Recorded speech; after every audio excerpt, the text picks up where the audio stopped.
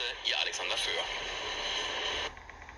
Der Gemeinde Heidelberg, herzlichen Glückwunsch zum 50. Geburtstag und herzliche Grüße aus Berlin. Ich kann leider wegen einer Sitzungswoche des Deutschen Bundestages nicht bei Ihnen, bei euch sein, aber möchte auf diesem Weg die herzlichsten Glückwünsche überbringen.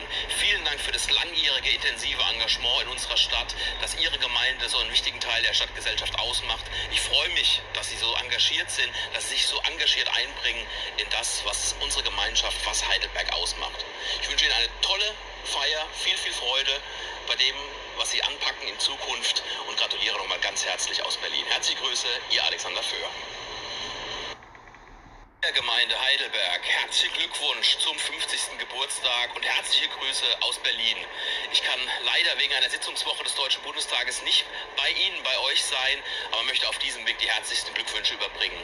Vielen Dank für das langjährige, intensive Engagement in unserer Stadt, dass Ihre Gemeinde so einen wichtigen Teil der Stadtgesellschaft ausmacht. Ich freue mich, dass Sie so engagiert sind, dass Sie sich so engagiert einbringen in das, was unsere Gemeinschaft, was Heidelberg ausmacht. Ich wünsche Ihnen eine tolle Feier, viel Freude bei dem, was Sie anpacken in Zukunft und gratuliere nochmal ganz herzlich aus Berlin. Herzliche Grüße, Ihr Alexander Föhr.